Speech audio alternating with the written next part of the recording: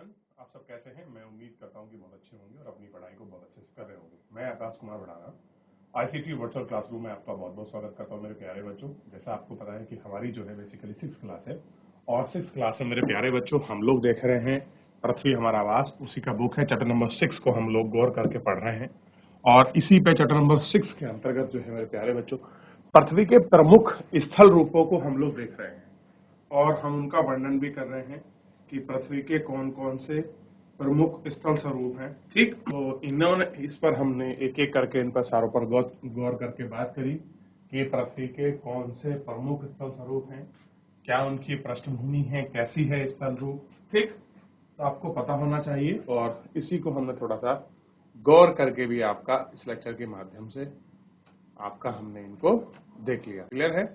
चलिए, तो अभी क्या है मेरे प्यारे बच्चों, बस तो आपको पता होगा। ठीक, अब देखिए, तो इसमें हम कल इस पूरे जो हमारे पृथ्वी पर आपके डिफरेंट स्थल जो आपके स्वरूप हैं उनको हम बेसिकली आपका देख रहे थे। पर्वत को देखा, पठार को देखा, मैदान को देखा, पहाड़ी को देखा, पर्वत श्रृंखला को देखा, नदियों को देखा, जल संधि को देखा, सहायक नदियों को देखा, झील को देखा, मोहने को देखा, डेल्टा को देखा। तो जितने भी आपके ये सारे स्वरूप हैं, इन सारे स्वरूपों को हमने एक एक करके गौर करके हमने इन सभी को आपका अच्छे से देख लिया और इन पर हमने बात की। ठीक,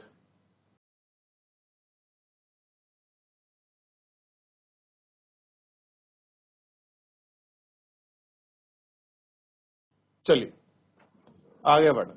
दूसरा हमने बाह्य रूपों को देखा, हमने पर्वत की बात की कि आपके पर्वत कितने प्रकार के होते हैं, कैसे बनते हैं, हिमनद किसे कहते हैं, हिमानी किसे कहते हैं। तो सबसे पहले कल हमने आपका जो था फोल्डेड माउंटेन के विषय में पढ़ा। ठीक, कि नवीन वलित पर्वत क्या होते हैं, वलित पर्वत क्या होते हैं, ज्वालामुखी वाले पर्वत क्या होते हैं, ब्लॉक पर्वत क्या होते हैं। इन सभी के विषय में हमने गौर करके एक एक करके इन सारी चीजों को हमने आपका देख लिया था और इनको हमने गौर करके आपका इनको बच्चों हमने पढ़ा भी था। क्लियर है? तो इतना आपको याद होगा और ये सारी चीजें हम लोग इसमें देख भी चुके थे। तो ब्लॉक पर्वत की एक फिर स्ट्रक्चर्स है, अगर आप वापस देखना चाहें तो आप ब्लॉक पर्वत का ये स्ट्रक्चर देख सकते हैं।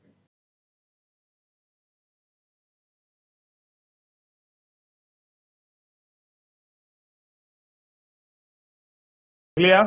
चलिए, तो ब्लॉक पर्वत को हमने देखने के बाद हमने कल ज्वालामुखी पर्वत के विषय में भी गौर किया था कि जो आपके ज्वालामुखी वाले जो आपके पर्वत होते हैं उनका निर्माण कैसे होता है, कैसे लावा के निकलने से। लावा दो प्रकार का होता है, क्षारीय और अम्लीय। तो क्षारीय बेसिक जो आपका लावा होता है वो धीरे धीरे गाढ़ा रूप में आपका जम जाता है और उसी से एक पहाड़ नुमा जो है आकृति बन जाती है। जापान का हमने आपका फ्यूजियामा को देखा था।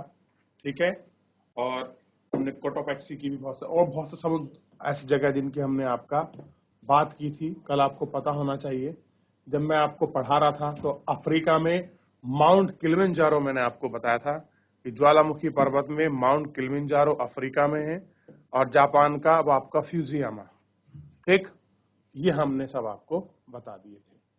ठीक है, फिर हम सबसे पहले हम कल बात कर रहे थे आपके पठार की बेसिकली कि जो आपका प्लेट्यू है वो प्लेट्यू होता क्या है, आप किसको पठार कहेंगे। तो पठार क्या है? पठारी भाग उठी हुई वह आपकी सपाट भूमि, यानी कि धरती का जो लेवल है उससे ऊपर उठी हुई है और ऊपर से कैसी है, सपाट है। यानी कि आप ये समझ सकते हैं कि जिस तरह का टेबल की स्थिति होती है, जो आपका ऐसा मेज होता है, मेज के आकार का ही होता है आपका प्लेट्यू। आम रूप से ऊंचा उठा होता है और ऊपर से कैसा होता है, सपाट होता है। इस जो आपका पठार है, इस पठार की ऊंचाई कुछ मीटर, कुछ हजार मीटर भी हो सकती है, कुछ 100 मीटर से लेकर 1000 मीटर तक आपको मिल सकती है। अब ऐसे ही एक पठार है जो विश्व का सबसे ऊंचे पठार के रूप में हम जानते हैं। क्या है कि विश्व का सबसे ऊंचा पठार है और ये मिलता है आपका तिब्बत में, इसीलिए इसको जानते हैं तिब्बत के पठार से, जिसकी समुद्र तल से ऊंचाई 4000 मीटर से लेकर 6000 मीटर तक आपका क्या है, समुद्र तल में इसकी ऊंचाई है। इसकी आपको पता होना चाहिए। और ये है आपका कौन, ध्यान दीजिए, तो ये है आपका पठार यानी कि आपका प्लेट्यू। तो एक बार अगर आपको प्लेट्यू के विषय में देखना है तो एक बार आप गौर करके प्लेट्यू के विषय में देख सकते हैं। कुछ पूछना है आप पूछिए, 30 सेकंड 40 सेकंड का समय है आपके पास, देख लीजिए।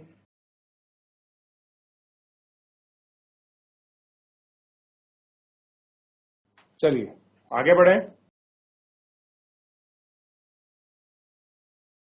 आगे देखें गौर करके।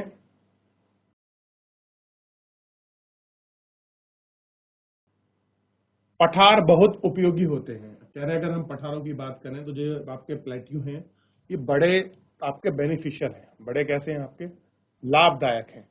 क्यों है लाभदायक, थोड़ा सा अगर हम इन पर बात करें और हम इनकी विचार करें तो पता चलेगा क्यों है।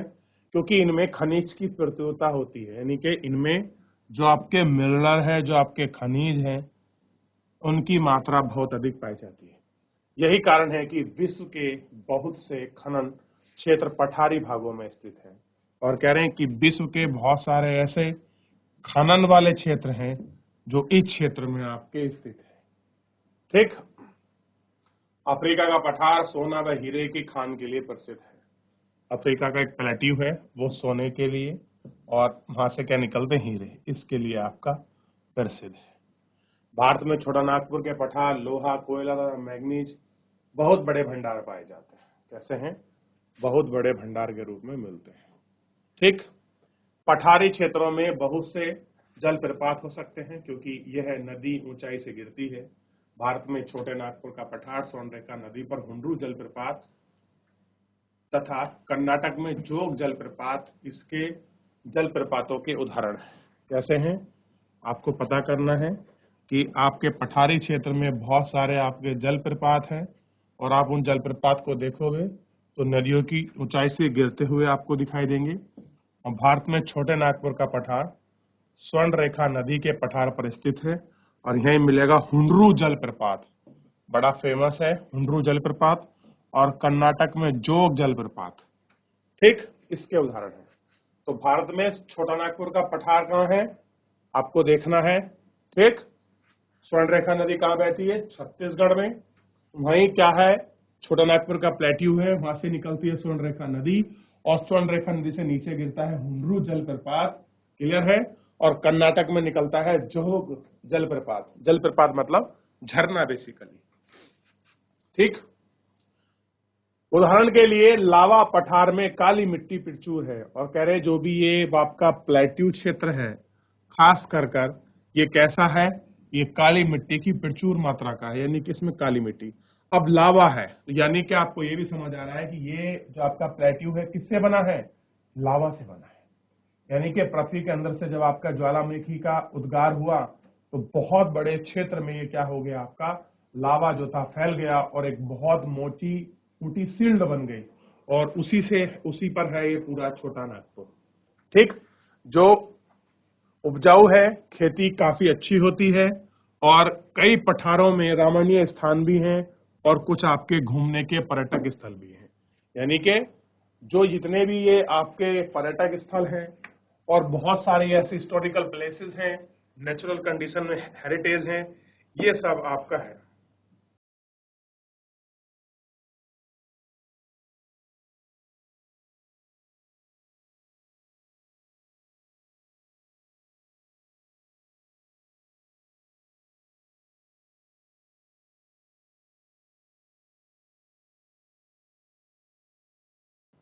देखा,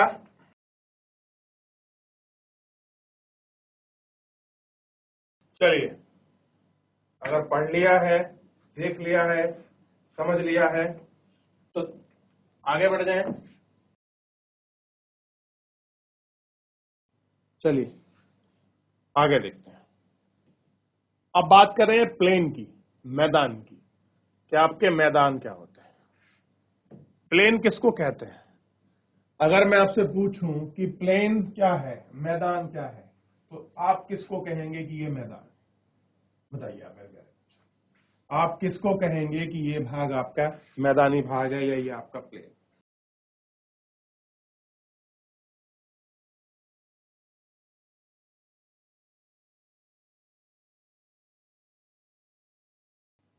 देखिए, मैदान समतल भूमि के बड़े भाग होते हैं। कह रहे जो मैदान है वो समतल भूमि के बड़े भाग होते हैं। वे सामान्यतः मध्य समुद्र तल से 200 मीटर से अधिक ऊंचे नहीं होते। जनरली बात करें, जो आपका समुद्र तल है उससे कितने होते हैं? 200 मीटर से अधिक ऊंचे आपके नहीं होते हैं। कुछ मैदान काफी समतल होते हैं, कुछ उर्मिल और आपका तरंगत हो सकते हैं। कैसे होते हैं? उर्मिल मैदान, ये आपको ढूंढना है कि उर्मिल मैदान क्या होते हैं। अधिकांश मैदान नदी तथा उनकी सहायक नदी द्वारा बने होते हैं। यानी जो अधिकांश मैदान हैं उन नदी तथा उनकी सहायक नदी द्वारा आपके बनाए होते हैं।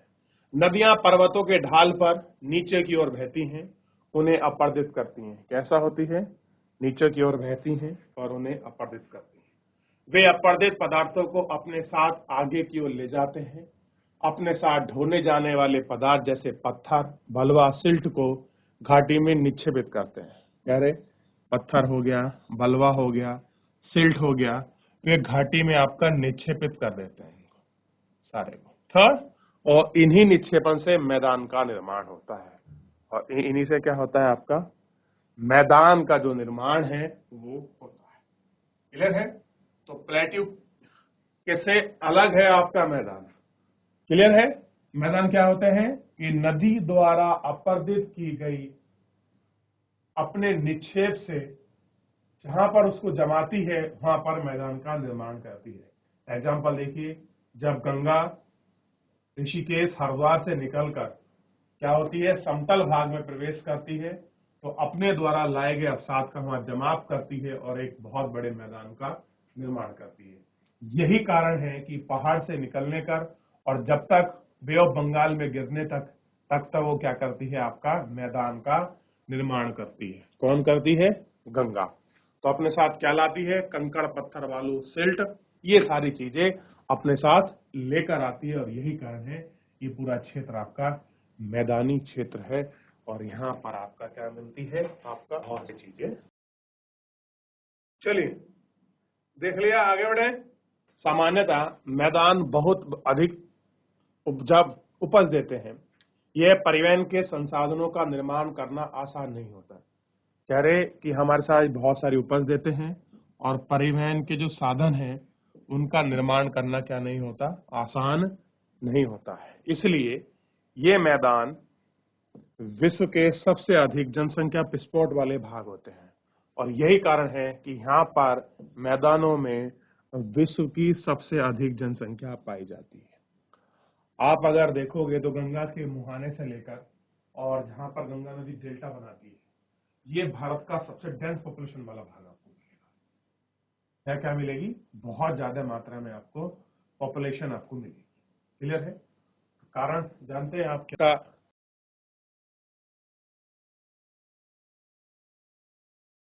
सिंपली एक ही कारण है, क्योंकि यहाँ का उपजाऊ क्षेत्र अधिक होने की वजह से यहाँ पर डेंस पॉपुलेशन आपको बहुत अधिक मात्रा में देखने के लिए मिलती है। नदी के द्वारा बनाए गए कुछ बड़े मैदान एशिया तथा उत्तरी अमेरिका में पाए जाते हैं। कहने को नदी द्वारा कुछ ऐसे मैदान हैं जो आपके बनाए जाते हैं और एशिया में स्थित भारत व गंगा एवं ब्रह्मपुत्र का मैदान, चीन में यांगत्से नदी का मैदान इसके कुछ प्रमुख एग्जाम्पल है। एशिया में स्थित है क्या? भारत। और भारत में गंगा और ब्रह्मपुत्र बहुत बड़ा आपका प्लेन बनाती है, बहुत बड़ा मैदान बनाती है। उसी तरह चाइना में भी आपका मैदान बनता है। ठीक, यांगत्से नदी यानी कि यांग बोलते हैं इसको, ये भी क्या करती है? बहुत बड़े मैदान का निर्माण करती है। मैदान मनुष्यों के रहने के लिए सबसे उपयोगी क्षेत्र है। यहाँ की जनसंख्या बहुत अधिक होती है क्योंकि मकान के बनने तथा खेती के लिए समतल भूमि की प्रचुरता होती है। उपज मिट्टी के कारण यह भाग खेती के लिए काफी उपयुक्त होता है।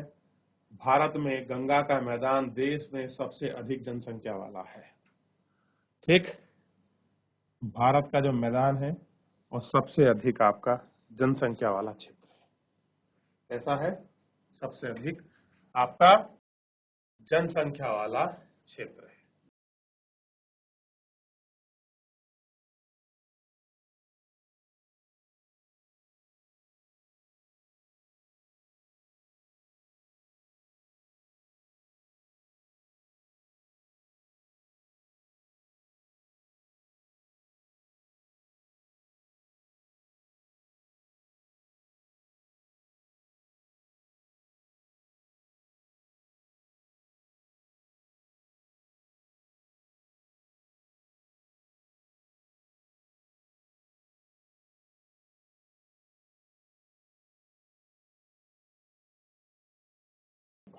एवं लोग। क्या कह रहे हैं? स्थल रूप एवं लोग अगर हम देखें तो देखिए, तो सबसे पहले स्थल रूप से बढ़ने से पहले आप पूछे मैदान में कोई डाउट तो नहीं रहा ना? आगे बढ़ जाते हैं।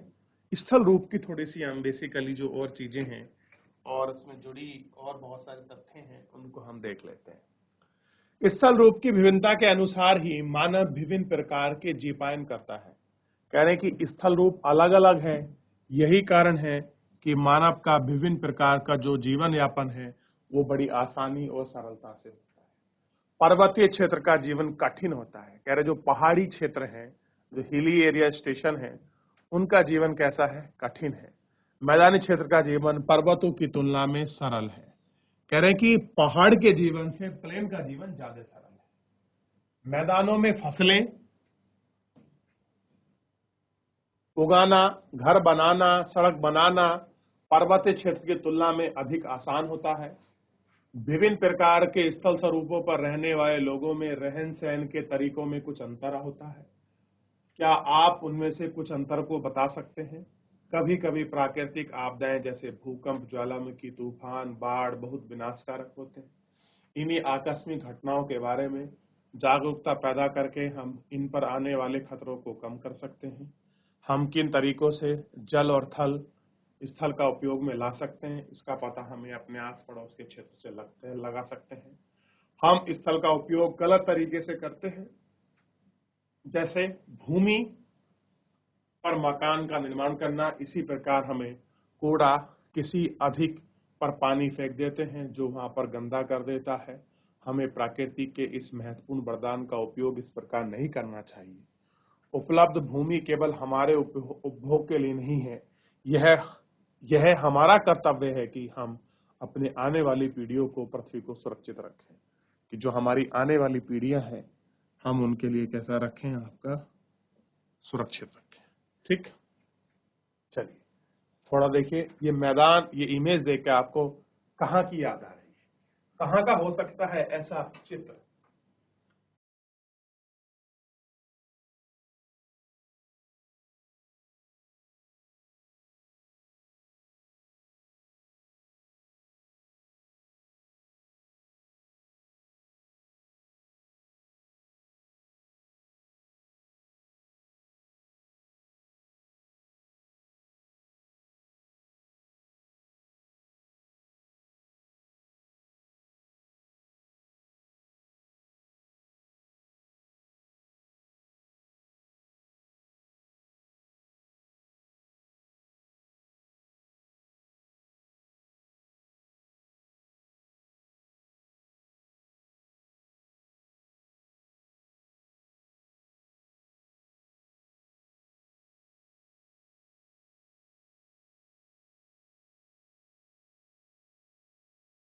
देख लिया?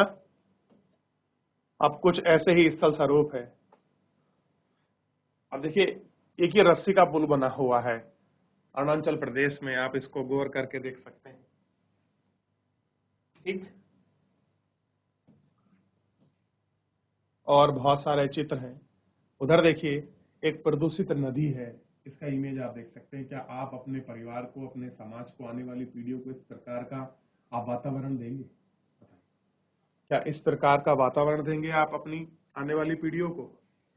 बताइए मुझे। नहीं देना चाहेंगे ना?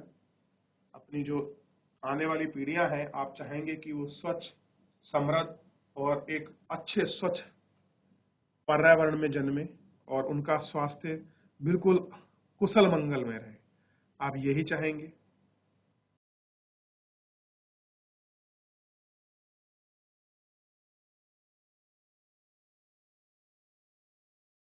देख लिया? चलिए अब आपको चित्र देखना है और बताना है कि कौन सा चित्र कहां का है।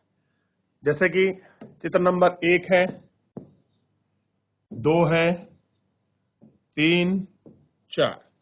देखिए बताइए कौन सा चित्र कहां का है? बड़ा आसान है, आप देखेंगे तो आपको मिलेगा कि कौन सा चित्र कहां पर है। बिल्कुल स्पष्ट रूप से आपको क्लियर हो जाएगा। देख लीजिए।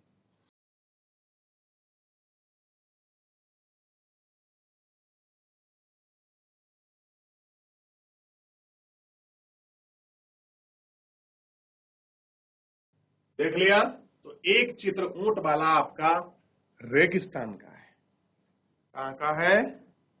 रेगिस्तान का चित्र है। दूसरा समुद्र का किनारा है। और तीसरा क्या है बताइए?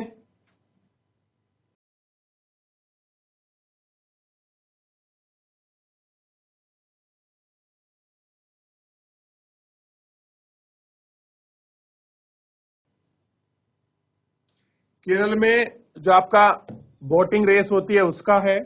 और चौथा चित्र जो है एक पर्यटक स्थल का है। ठीक, तो यही है सारे चित्र। आगे बढ़ेंगे और बहुत सारी चीजें हैं जिनको हम गौर करके देखेंगे। अब ये बहुत सारे चित्र है, ये आपको देखने ऐसे कि कौन सा कहाँ का चित्र है, कैसे रिलेटेड है। तो आप देख सकते हैं कोई राफ्टिंग कर रहा है, पहाड़ों के घार हैं बने हुए, असम के बागानों में चाय तोड़ रहा है, इस प्रकार की इमेज भी है, आप इनको देख लीजिए।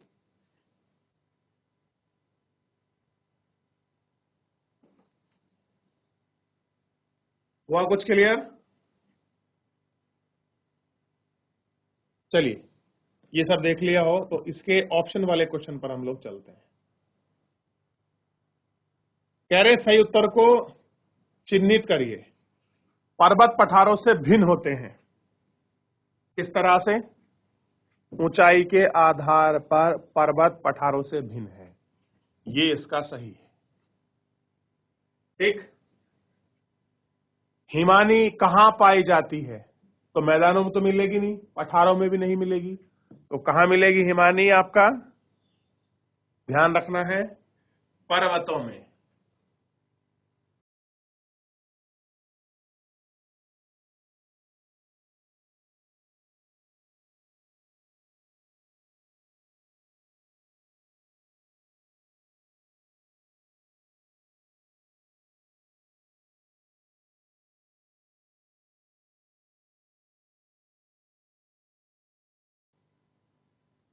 अगला है दक्कन का पठार कहां स्थित है? दक्कन प्लेट्यू तो केनिया में है, ऑस्ट्रेलिया में है, भारत में है?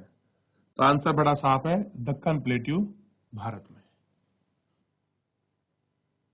अगला यांगोस, ये नदी कहां पर है?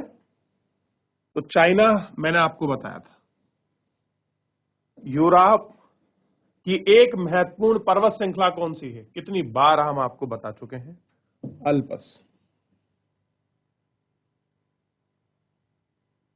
एक बार देख लीजिए, इनको सारे को आप अच्छे से कॉपी कर लें, फिर हम इसमें आगे बढ़ जाएंगे।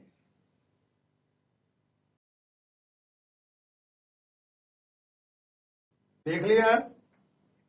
चलिए, तो मेरे प्यारे बच्चों, फिलहाल इस चैप्टर में इतना ही। मिलते हैं नेक्स्ट चैप्टर में, तब तक अपना ध्यान रखिए, स्वस्थ रहिए, अपनी पढ़ाई को बहुत अच्छे से करते रहिए।